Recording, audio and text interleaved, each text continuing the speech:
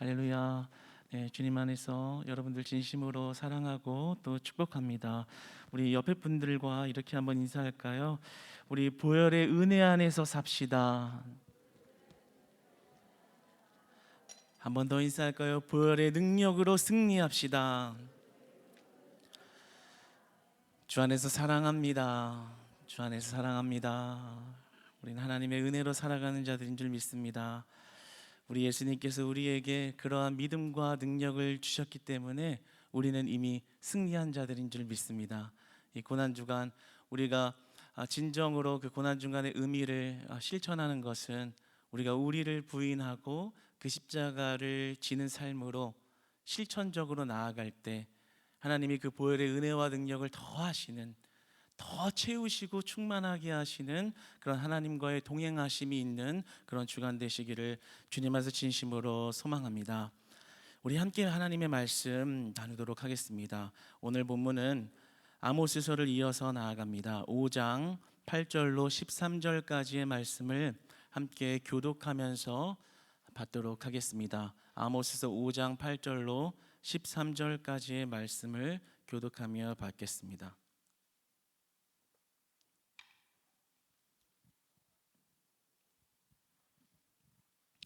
먼저 읽겠습니다. 묘성과 삼성을 만드시며 사망의 그늘을 아침으로 바꾸시고 낮을 어두운 밤으로 바꾸시며 바닷물을 불러 지면에 쏟으시는 이를 찾으라. 그의 이름은 여호와시니라.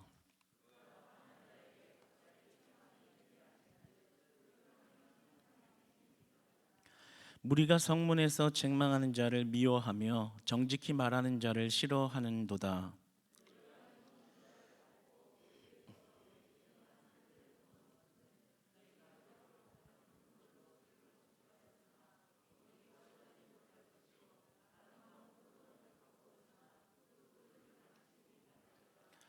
너희의 허물이 많고 죄악이 무거움을 내가 아노라.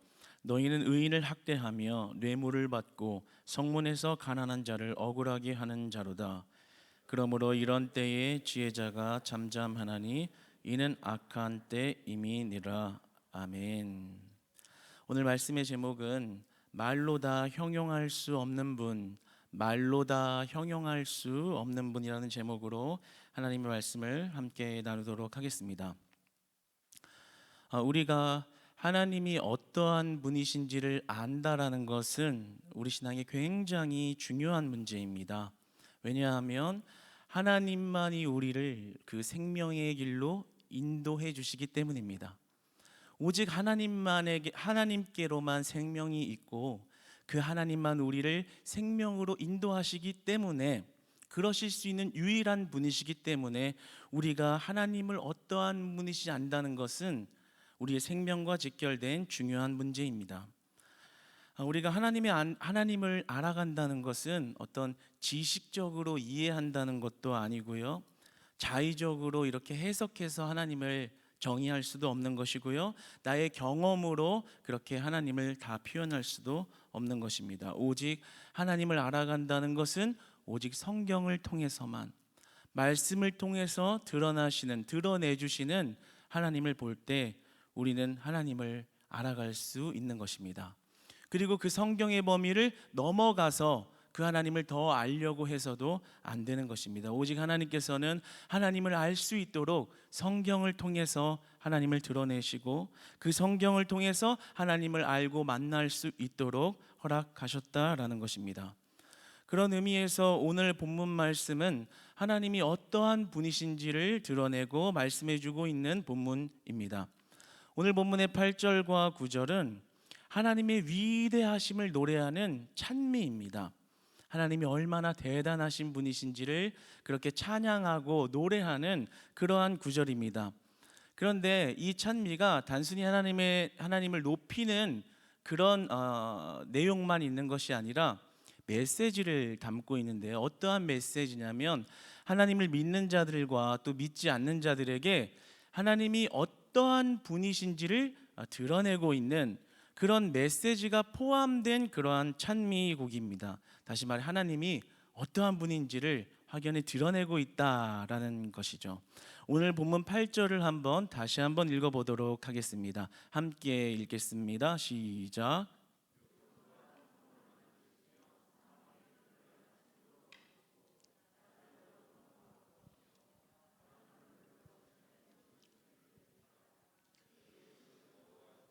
그의 이름은 여호와시니라. 여호와 하나님이 어떠한 분이신가를 드러내고 설명하고 있습니다. 첫 번째 시작을 보면 여호와 하나님은 묘성과 삼성을 만드신 분이시다라고 기록되어 있습니다.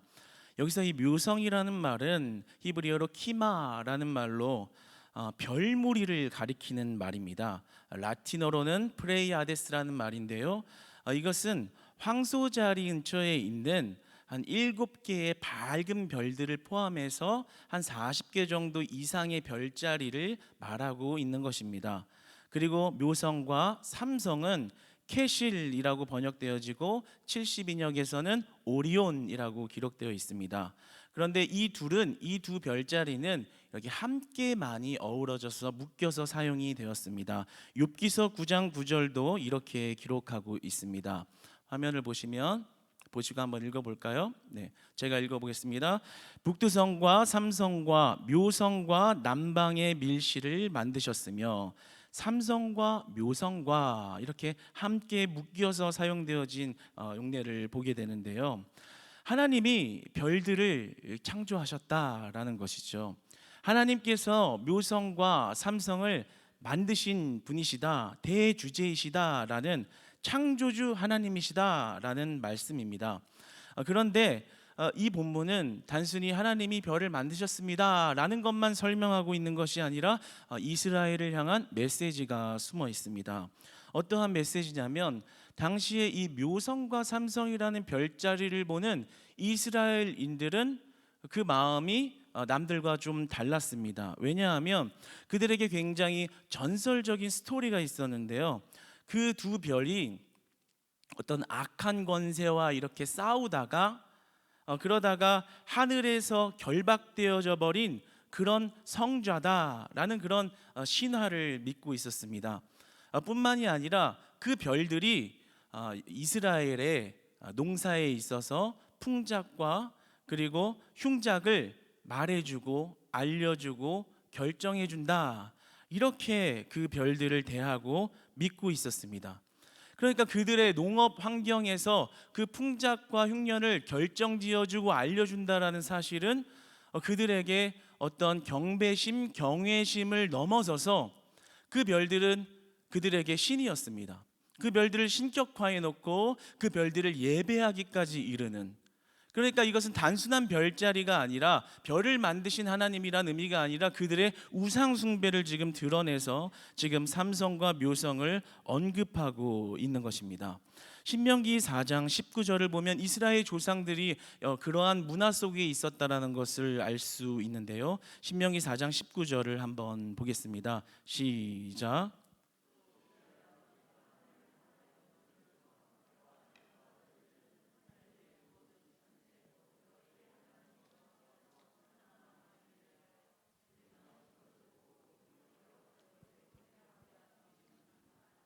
이스라엘 조상들 가나안의 문화에 어떤 문화가 있었느냐? 하늘의 해와 달과 별들, 하늘의 천체들을 신으로 섬기고 있는 그러한 우상 숭배의 문화가 있었습니다.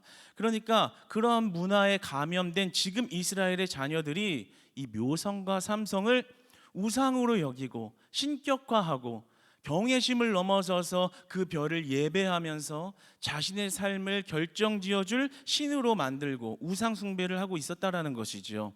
그러니까 아모스는 지금 그 묘성과 삼성을 언급하면서 그들에게 메시지를 전하고 있는 것입니다. 너희들이 지금 신으로 섬기고 있는 그 별들, 그 자연신교 우상 숭배는 하나님과 대결하여서 볼 때 견줄 수 없는 것이다. 하나님과 대결하여 견주어 보면 하나님만이 권능자가 되시고 하나님만이 창조주가 되시고 하나님만이 대주제가 되신다. 너희들의 흉작과 풍작을 주관하시는 이도, 알려주시는 이도 바로 하나님이다. 별들이 아니라 하나님이다라는 것을 선포하고 있는 것입니다. 이 아모스가 이런 하나님을 선포하면서 이들의 마음이 돌아오기를 바라는 것입니다. 너희들 지금 잘못 알고 있어. 그 별들이 너희를 구원해주고 인도할 수 없어. 너희들을 진짜 인도하시는 이, 그것은 바로 하나님이야. 모든 만물을 창조하시고 그것을 주관하고 계시는 하나님이 너희를 책임지시지 그 별들이 너희를 책임져 줄 수 있는 게 아니야. 그러니까 이 찬미의 선포를 들으면서 너희들에게 말하노니 너희들은 돌아와라. 그 하나님을 알라. 그 하나님이 어떠한 분이신지, 얼마나 위대하신 분인지를 깨달아 알고 그 우상숭배를 버리고 하나님께로 돌아와라. 이렇게 말씀하고 계신 것입니다. 사랑하는 여러분, 여러분들의 묘성과 삼성은 무엇입니까? 무엇이 여러분의 삶을 책임져 줄 것이라고 생각하고 그곳에 시간과 열정을 빼앗겨 살고 있나요? 여러분들의 스펙, 능력, 경제력, 인맥, 이러한 것들이 여러분의 삶을 안전하게 할 것이고 원하는 길로 인도할 것이다라고 굳게 마음 먹으면서 그렇게 살아가고 계십니까? 물론 삶을 살아가는데 중요한 요소고 필수적인 요소입니다. 그러나 그 삼성과 묘성이 우리의 마음을 빼앗아간 경제력과 인맥과 스펙이 하나님보다 중요하지 않고 그리고 하나님보다 뛰어날 수 없는 줄 믿습니다. 오늘 아모스는 그 사실을 우리에게 말씀하고 계신 것입니다. 그러므로 우리가 순간순간의 삶의 선택에서 우리가 선택해야 하는 것은 이 묘성과 삼성, 나의 생업을 해결해 줄 그것이 아니라 바로 창조주 하나님을 선택해야 되는 줄 믿습니다. 그 모든 것들을 지으시고 운행하고 계시는 그 하나님을 선택하고 그 하나님을 예배하는 것입니다. 그 하나님을 섬기는 것입니다. 그 하나님의 영광을 위하여만 우리가 열정을 쏟아 살아가는 것입니다. 하나님은 우주를 창조하신 분이십니다. 모든 만물을 지으셨습니다. 그분의 손길이 안 닿은 곳이 없습니다. 그분이 다스리지 않는 곳이 없습니다. 그 하나님이 우리의 아버지가 되어 주셨습니다. 그분이 우리의 주인이 되어 주셨습니다. 그리고 그분이 나의 친구가 되어 주셨습니다. 여러분, 우리가 얼마나 약한 존재입니까? 우리는 대자연 앞에 우리가 얼마나 연약한 존재인지를 알게 됩니다. 예수님의 제자들도 그러했지요. 거친 풍랑을 만났을 때 옆에 있는 예수님도 안 보일 정도로 죽음의 공포를 만났던 제자들, 그래서 그 앞에 무릎을 꿇었던, 그 앞에 나약함으로만 섰던 인간의 연약함을 보게 됩니다. 아무리 예수님의 제자라 할지라도 대자연 앞에 약해진 인간의 나약함, 여러분, 우리도 대자연 앞에 얼마나 약한 존재들인지를 알게 됩니다. 산속을 걷다 길만 잃어도 죽음의 공포에 덜덜덜 떨게 되고요, 밝은 곳에 있다가 잠시만 어두운 곳에 갇혀도 그 죽음의 공포를 생각하게 되는 그런 연약한 존재들인 것입니다. 그러나 오늘 말씀은 무엇라 말씀하십니까? 그런 모든 대자연을, 그 대자연 앞에 그렇게 우리가 약해지는 만큼 그 큰 대자연을 만드신 이가 하나님이시다. 그것을 만드신 이가 하나님이시다. 그런데 그 하나님이 나를 사랑하신다, 나를 보고 계신다, 그 하나님이 우리를 인도하고 계신다라고 말씀하십니다. 그러니까 여러분, 이 믿음의 사실이 우리에게는 날마다의 위로가 되기를 원하고요, 날마다의 격려가 되기를 원하고요, 우리가 넘어졌을 때 다시 일어날 수 있는 소망의 근거가 되기를 주님 안에서 축복합니다. 대자연도 위대하지만 그보다 더 위대하신 하나님이 우리의 진정한 주인이요 아버지이신 것입니다. 조금 오래전의 이야기지만 오늘 말씀 묵상하면서 생각났던 이전의 때가 떠올랐습니다. 이전에 제가 한창 성령이 충만했던 시기였던 것 같아요. 그런데 그 당시에 이제 등산을 올라갔는데요, 등산을 올라가면서 늘 보이던 그 나무가 그날은 그냥 좀 특별하게 보이는 거예요.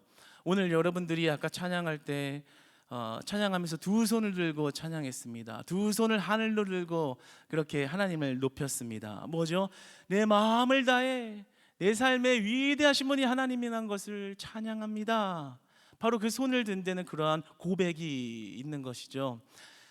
그날 등산을 하는데 옆에 있는 나무들이 그 손을 든 사람처럼 보이는 거예요.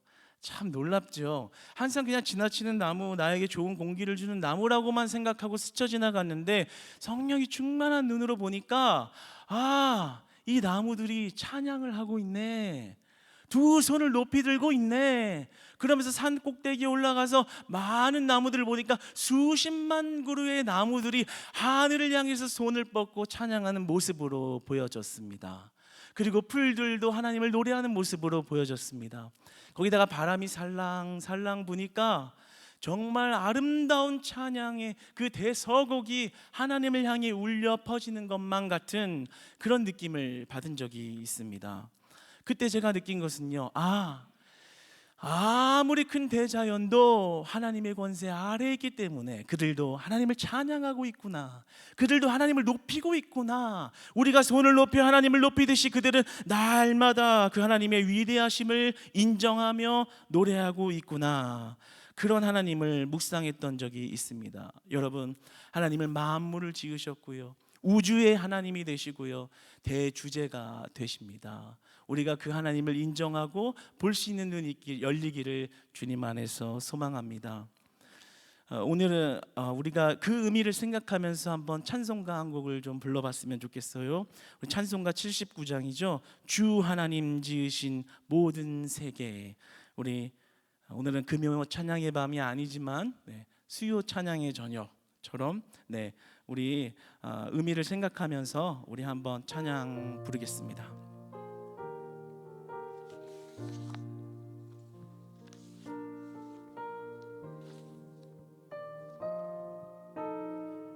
주 하나님 지으신 모든 세계 내 마음속에 그리워볼 때 하늘의 별 울려 퍼지는 뇌성 주님의 권능 우주에 찬네. 주님의 높고 위대하심을 내 영혼이 찬양하네. 주님의 높고 위대하심을 내 영혼이 찬양하. 주님의 높고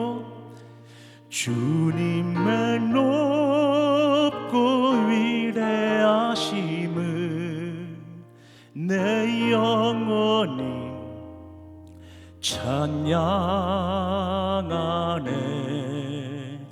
주님의 높고 위대하심을 내 영혼이 찬양하네.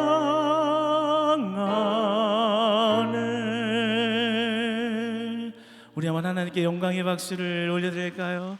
하나님, 주 하나님이 지으신 모든 세계, 하나님이 다스리시는 그 만물을 생각합니다. 하나님의 권위를 인정합니다.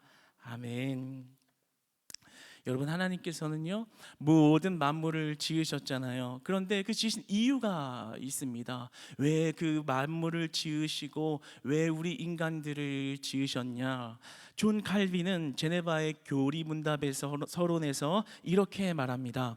하나님께서 우리를 지어 세상에 두신 목적은 그가 우리로 말미암아 영광을 받으시기 위한 것이다. 영광을 받으시기 위한 것이다. 우리로 하여금 찬양받기를 원하신다라고 말씀하십니다. 그리고 벨직 신앙 고백서는 이렇게 말합니다. 하나님께서 모든 것을 지으신 목적은, 모든 것을 창조하신 목적은 그것들이 창조주를 섬기기 위한 것이다. 여러분, 이사야서 43장 7절은 이렇게 말합니다. 내 이름으로 불려지는 모든 자 곧 내가 내 영광을 위하여 창조한 자를 오게 하라. 그를 내가 지었고 그를 내가 만들었노라 라고 고백합니다. 아멘. 여러분, 하나님께서 모든 만물을 창조하신 이유는 하나님의 영광을 위함에 있다라는 것입니다. 그러니까 우리가 봐야 할 것은 묘성과 삼성을 붙잡고 무엇이 나를 잘 살게 해줄 것인가, 무엇이 나를 인도하실 거에 전전긍긍하는 것이 아니라, 그런 사탄의 속삭임에 넘어가는 것이 아니라, 무엇이 나를 잘 살게 해준다는 그 보여지는 것에 속아 넘어가서 그것을 위해서 살아가는 것이 아니라, 우리는 하나님의 영광을 위해서 살아가야 한다라는 것입니다. 하나님을 높이는 삶을 살아야 한다라는 것입니다. 하나님을 예배하는 삶을 살아야 한다라는 것입니다. 하나님을 찬양하며 살아야 한다는 것입니다. 하나님께 기도하며 하나님의 말씀대로 행하는 삶을 우선순위로 살아라. 그 영광을 높이기 위해서 내가 너를, 내가 우리를 지었노라 라고 그렇게 말씀하십니다. 여러분, 그러니까 인간이 왜 왔고 어떻게 왔고 무엇을 위해 살다 어떻게 가느냐, 그런 철학적인 논쟁은 무의미합니다. 우리는 이미 그 사실을 알고 있습니다. 하나님의 영광을 위해서 지은 바를 받은 존재들이기 때문에 그분을 찬양하고 그분의 위대하심을 노래하면서 살 때 우리 안에 참된 기쁨이 회복되어집니다. 그분의 목적대로 행할 때 우리의 어두움이 떠나가고 마른 강에는 생수의 강이 넘치게 되며 우리에게 참된 평화와 기쁨을 알고 누리며 살아가게 하십니다. 할렐루야. 여러분, 우리 이 사실을 기억해내시기를 바랍니다. 늘 익숙함에 젖어서 그 위대하신 하나님을 위대하게 바라보지 못하고 있는 그러한 닫힌 눈에서 오늘 이 말씀을 통해서 아모스 선지자의 우리를 향한 메시지를 통해서 다시금 믿음의 눈을 활짝 열고 우리가 그 높으신 하나님을 바라보고 그 하나님을 찬양하고 그 하나님을 붙잡고 살아가는 저와 여러분 되시기를 주님 안에서 축복합니다. 여러분, 그렇다면 그 하나님은 너무나도 위대하시고 또 모든 만물을 창조하신다는 사실은 우리에게 참 뜻깊고 값진데요. 그런데 가끔 우리는 그 하나님이 좀 멀게 느껴질 때가 있습니다. 어떤 때 멀게 느껴지냐면, 우리의 일이 잘 될 때는 좋죠. 일이 잘 풀립니다. 술술 형통하고 있습니다. 그럴 때는 그 만유의 하나님, 하나님이 일하시는구나 라고 고백할 수 있지만, 내가 어려움을 당했을 때, 내가 어려움을 당하고 마치 어둠의 터널을 지나가는 것 같은 그런 어려운 시간을 보내고 있을 때 하나님이 나와 동떨어져 있는 것 같은, 왜 나를 이런 어려움에 방치하시고 왜 개입하시지 않으실까? 너무나도 큰 하나님이라 작은 나를 돌아볼 시간과 여유는 없으신 것인가? 아니면 하나님께서는 내가 너무 작고 미천한 존재고 너무 큰 일을 행하셔야 하는 분이시기 때문에 나에게는 조금 소홀하고 무관심하다라고 생각하는 것일까? 왜 나를 이 어려움에 방치하실까? 그 우주의 대단한 하나님이 왜 이 작은 나 하나도 건지지 못하시고 이 어려움을 주실까? 하나님이 나에게 개입하시는 분이 맞는가? 라는 그런 원망 어린 말과 그런 원망 어린 고백을 하게 될 때도 있습니다. 그러나 하나님께서는요, 그렇지 않습니다. 왜 그런지를 한번 말씀으로 살펴보겠습니다. 창세기서 1장 7절의 말씀을 함께 읽어보겠습니다. 시작.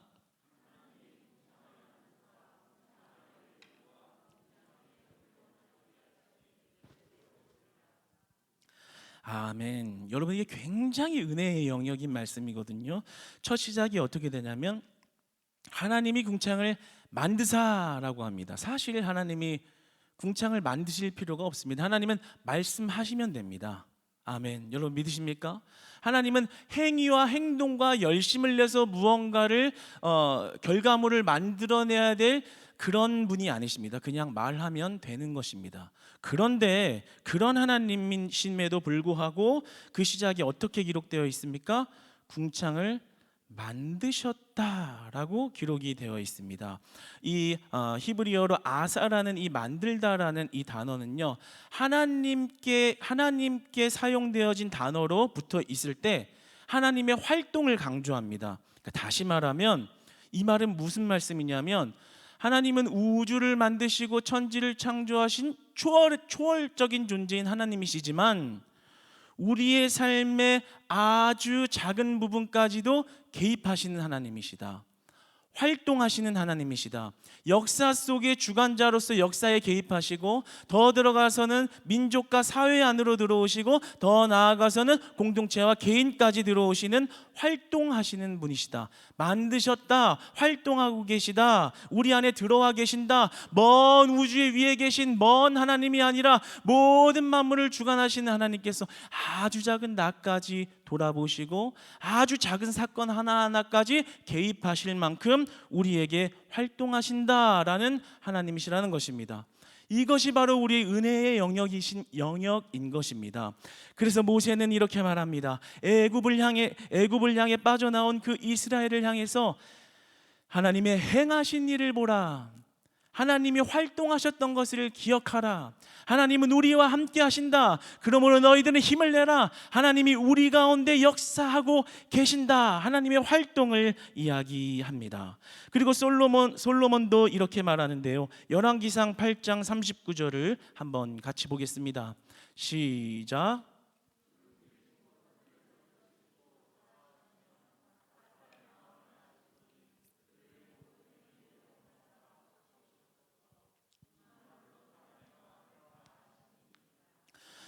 아멘. 솔로몬이 이렇게 고백하는 거예요. 하나님 활동하소서.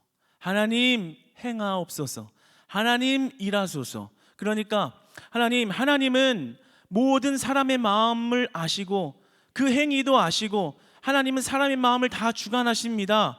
하나님은 내가 모르는 주변의 일까지, 그리고 앞으로 내 주변에 일어날 일까지 다 아시고, 인간의 마음도 변화시킬 수 있으시고, 우리의 정직한 영을 새롭게 하시고, 그리고 우리가 볼 수 없는 일들과 보이는 모든 일들을 주관하십니다. 그러니까 하나님, 내 일에, 내 삶에 행하옵소서, 내 삶에 활동하옵소서라고 간청하고 있는 것입니다.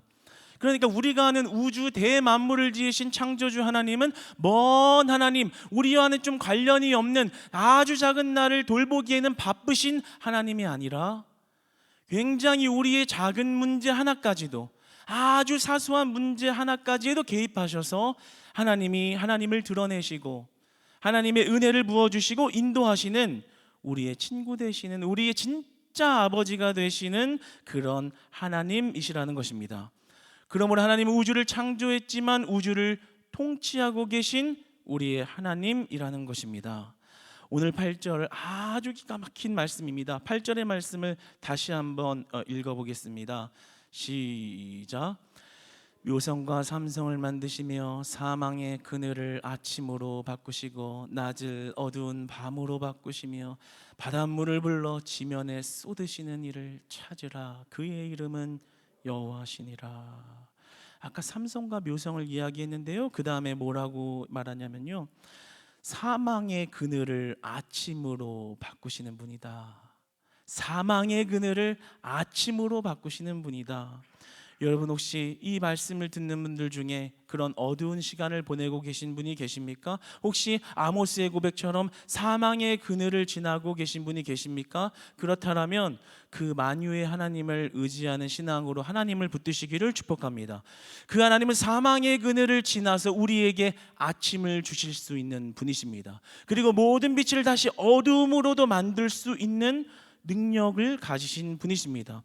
그러니까 우리가 사망의 그늘을 지나고 있을 때, 누구도 내 삶에 개입하지 못하고 누구도 나를 위로할 수 없다라는 한탄과 절망이 나의 삶을 누르고 있을 때, 그때 우리가 봐야 할 것은 삼성과 묘성이 아니라 바로 그 천지를 주관하신 하나님이시라는 것입니다.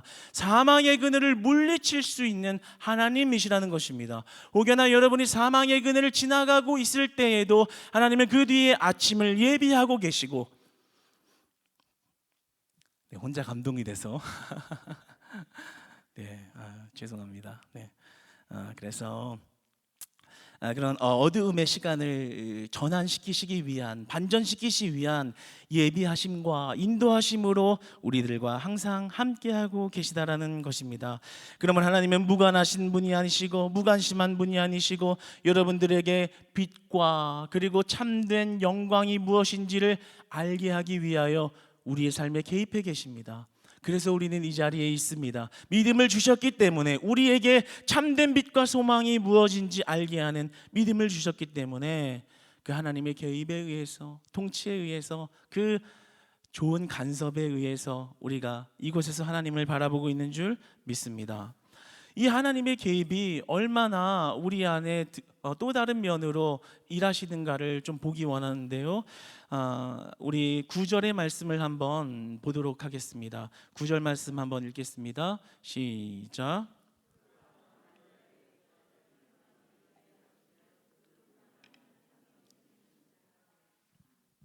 아멘.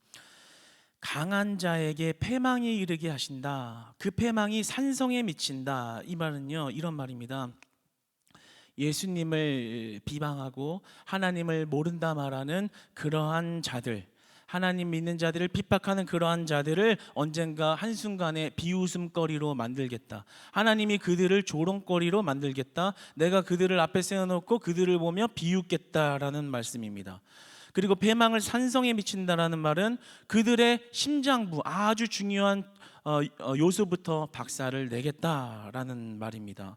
그런데 이러한 하나님에 대한 표현은 여기 이 본문뿐만이 아니라 시편에도 이렇게 기록되어 있습니다. 시편 2장 1절로 4절까지의 말씀을 한 목소리로 한번 읽어보겠습니다. 시작. 어찌하여 이방 나라들이 분노하며 민족들이 헛된 일을 꾸미는가? 세상에 군왕들이 나서며 관원들이 서로 꾀하여 여호와 기름 부은 자를 대적하며 그들의 맨 것을 끊고 그의 결박을 벗어버리자 하는도다. 하늘에 계신 이가 웃으심이여 주께서 그들을 비웃으시리로다. 이방 나라들이 분노하고 관원들이 서로 지혜로 꾀를 내서 그리고 믿는 자들을 핍박하고 죽이는 그런 순간에 하나님이 보여주시는, 드러내시는 하나님은 하늘에 계신 이가 웃으심이여 주께서 그를 비웃으시리로다. 하나님께서 그 원수의 공격, 천국을 침노하는 자들, 그 고통의 시간을 허락하는 자들을 지금은 그들이 승리했다라고 말할지라도 하나님이 그들을 배망시키시고 그들을 하나님 앞에 세워서 비웃음의 대상으로 만들 때가 온다라는 것입니다. 여러분, 그러므로 우주를 만드신 하나님은 우리와 동떨어진 하나님이 아니라 우리의 삶에 아주 긴밀하게, 정말 그 원수와 영적 싸움에서도 아주 디테일하게 개입하셔서 일하시는, 통치하시는 하나님이시라는 것입니다. 여러분이 예수님을 믿는다고 이런 시기에 교회 나가냐고, 이런 시기에 봉사하냐고, 이런 시기에 전도하냐고, 이런 시기에 여러분들을 괴롭히고 그리고 하나님을 부인하고 여러분들을 못 살게 구른 그러한 대적들이 여러분의 삶 가운데 있다 할지라도 하나님은, 그 우주의 하나님은 그런 모습을 다 지켜보고 계시고, 하나님은 우리들의 대장이 되어주셔서 하나님의 순리와 방법대로 일하고 계시며 언젠가는 하나님의 그 영광을 보게 하시고 그 어둠을 지나고 빛을 드러내시는 그러한 일하심으로, 행하심으로, 간섭하심으로, 통치하심으로 우리와 함께하고 계시다라는 것입니다. 그러므로 우리는 믿음의 담대함을 가지고, 믿음의 확고함을 가지고 예수 그리스도의 보혈의 능력을 힘입어서 여러분에게 주어진 믿음의 사명을 가지고 달려가야 할 길을 계속해서 다름박질하여 달려나가는 그런 저와 여러분 되시기를 축복합니다. 오늘 사명 찬양도 했지요. 주님이 달려간 그 길 내가 사명으로 감당하겠습니다. 여러분 다, 저와 여러분 그렇게 고백했습니다. 마찬가지로 하나님이 대장 되시고 그 최종적으로 하나님이 모든 것들을 심판하시고 모든 것들을 운행하시며 하나님께 영광 올려드리는 자들을 책임지시겠다, 그 말씀을 부여잡고 가는 은혜의 삶 되기를 축복합니다. 한 가지 더 은혜의 영역이 있습니다. 예수님이, 하나님이 어떻게 우리에게 어떠한 분으로서 드러나는지를 고백하시는데요. 이것도 한번 살펴보기를 원합니다. 마태복음 11장 25절의 말씀입니다. 함께 읽겠습니다. 시작.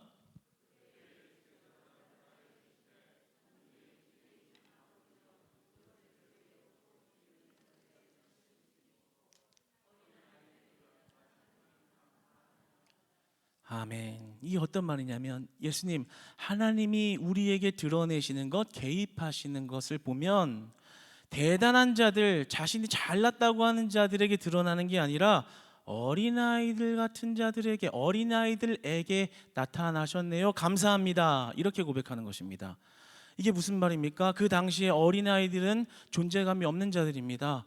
취급을, 대우를 받지 못하는 자들입니다. 그런데 하나님이 그 우주를 창조하신 대주제가 되시는 분이 우리의 삶과 우리 개인에게 역사하실 때는 그런 아주 작은 자, 아주 미천한 자에게도 강하게 드러나시고 강하게 개입하신다라는 말씀입니다.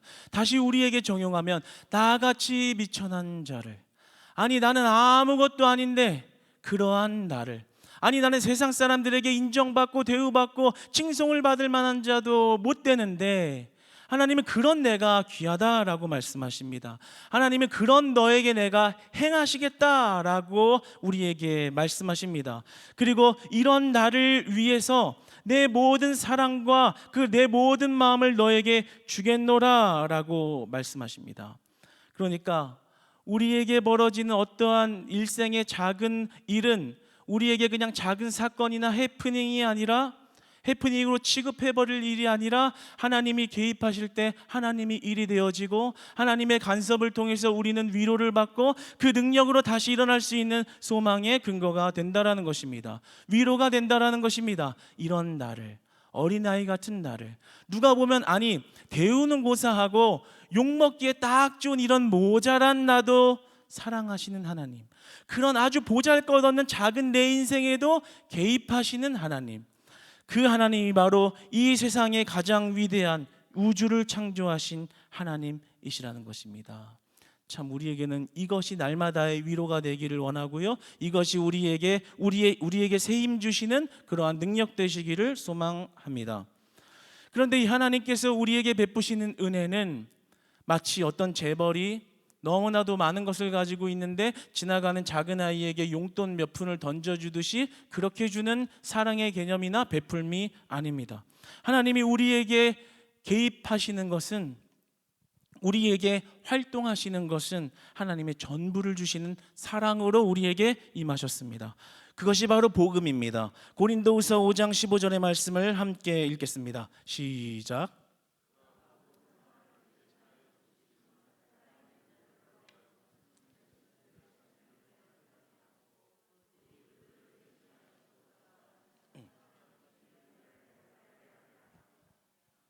아멘. 다시 살아나시는 이를 위하여 살게 하려 함이라. 그러니까 예수 그리스도의 은혜로 살아가게 하고자 죄가 없는 분이 대신 그 죄의 짐을 짊어지고 죽으셨다. 그 죄의 값을 치러서 여기 있는 내가, 여기 있는 우리가 이제는 하나님 위에서 살아가게끔, 하나님 영광 위에서 살아가게끔 하나님이 그 값을 지셨다. 고린도후서 5장 21절의 말씀을 함께 보겠습니다. 시작. 하나님이 죄를 알지도 못하신 이를 죄로 삼으신 것은 우리로 하여금 그 안에서 하나님의 의가 되게 하려 하심이라. 아멘. 죄인된 나를 의롭게 만들려고 하나님이 죽으셨다. 연약한 어린아이 같은 나를, 아무것도 보잘것없고 할 수 없는 나를 의롭게 만드시려고 하나님이 죄를 알지도 못하시는 이를 죽이셨다. 그러니까 우리가 세상 만물의 그 대자연의 크기에 비추어 보았을 때 인간이라는 피조물, 나라는 사람은 어린아이보다도 못한 아무것도 아닌 존재인데 그런 나를 의롭게 하시려고 죽으셨다라는 것입니다. 여러분, 우리가 이 고난주간을 지나가면서 바로 이 예수 그리스도의 보혈의 은혜를 덧입는, 그러한 능력을 덧입는 그러한 우리 크리스찬 교회 공동체 되기를 주님 안에서 소망합니다. 우리가 고난주간을 보낸다는 것은 바로 이러한 의미입니다. 우리가 고난주간을 보낸다는 것은 어떤 슬픔을 애도하고 그것을 동정하고 그것을 기념하는 것에만 있지 않습니다. 그것은 그렇게 중요하지 않습니다. 중요하다고 말하지만 실제로 우리에게 더 중요한 것은 그러한 보여지는 모습이 아니라 우리가 그 보혈의 능력으로 살아가느냐에 있습니다. 그 보혈의 능력을 더 입었느냐, 우주의 창조주 되시는 이가, 전혀 우리에게 무언가를 베풀지 않아도 되시는 이가 죄를 알지도 못하시는 이가 그런 고장 나은 사람을 위해서 죽으셨다는 그 사실을 믿는가? 그것을 믿기 때문에 그대로 살아가고 있는가? 나를 부인하고 있는가? 그 십자가의 뒤를 따르고 있는가? 바로 그것이 우리가 고난중간뿐만이 아니라 평생을 거쳐서 살아가야 하는 이유와 목적이 되는 것입니다.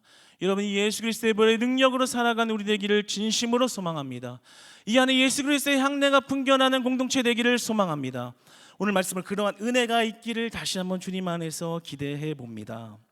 여러분, 교회에 아주 어린 자녀들이 있습니다. 이 어린 자녀들을 보면요, 가끔은 그 아이들의 미소, 정말 이 세상에 근심 걱정 하나 없는 그러한 미소를 보고 있노라면 정말 그 미소를 아름답다라는 말로 다 담아낼 수가 없다라는 그런 느낌을 정말 받을 때가 있습니다. 그런데 우리 하나님께서요, 예수 그리스도를, 성자 예수 그리스도를 우리에게 내어주셨습니다. 많은 능력이 있으신데 그 일부를 떼어주는 동정과도 같은 베풀물 주신 것이 아니라 정말 말로 다 담을 수 없는 그 아들을, 아름답고 귀하다는 말로 다 담을 수 없는 성자 예수 그리스도를 이 땅에 보내시고 우리 때문에 십자가를 지는 죽음을 맞이하게 하셨다라는 것입니다. 그러므로 이 믿음의 사실은 우리가 머리로 이해할 수 있는 차원의 영역이 아닙니다. 우리가 이것을 믿음으로 받아들일 때만, 믿음으로 바라볼 때만 그 하나님과 우리의 관계가 해석되어지는 것입니다. 여러분, 그러므로 사랑하는 여러분, 우리가 하나님의 사랑을 어떻게 말로써, 글로써 다 표현할 수 있을까요? 우리는 그것을 감히 말로 표현할 수 없고 감히 다 글로 표현할 수 없습니다. 그 대단한 하나님이 자신을 죽여서, 자신의 귀한 아들을 죽여서 나를 살리셨다. 내 인생의 위로자는 아무도 없는 것 같고 내 얘기는 아무도 들어주지 않는 것 같은데 하나님은 그런 나를 보고 계신다, 듣고 계신다, 일하고 계신다, 심지어는 그런 나를 위해서 죽으셨다 라는 그 사실을 우리는 어떠한 말이나 글로써 형용하거나 표현할 수 없는 것입니다. 그러므로 이해의 차원, 그리고 지식의 차원, 납득의 차원이 아니라 바로 믿음의 영역과 믿음의 차원에서만 그 사랑을 이해할 수 있고 받아들일 수 있는 것입니다. 하늘을 두루마리 삼고 바다를 먹물 삼아도 그 온 천하를 종이로 만들고 온 천하를 펜으로 글씨로 쓴다고 해도 그 하나님의 사랑을 어찌다 표현할까? 하나님의 사랑은 그렇게 큰 것입니다. 역사적 구속의 사건으로만 이뤄진 한시적인 사건이 아니라 지금도 보혜사 성령 하나님을 보내서 우리의 삶의 아주 작은 부분까지 개입하시며 우리를 그 완성된 구원에 이르기까지 활동하고 계시고 행하시고 개입하고 계신 그 하나님이신 줄 믿습니다. 여러분, 그 하나님을 믿는다면, 그 하나님의 크신 사랑 안에 거한다면 우리는 이 땅에서 아무리 힘든 여정을 보낼 때에도 그 하나님이 주시는 참된 기쁨과 평안으로서 극복하고 살아갈 수 있는 것입니다. 여러분, 우리가 말로 다 형용할 수 없는 그 사랑 안에서 하나님을 예배하고 그 하나님을 높이고 다시 우리의 달려갈 길을 부여잡고 우리의 달려갈 사명을 완수해가는 그런 저와 여러분 되시기를 원하고, 그리고 그러한 고난주간의 승리를 맛보고 부활주일 하나님께 영광 올려드리는 은혜 있기를 주님 안에서 축복합니다. 기도하겠습니다.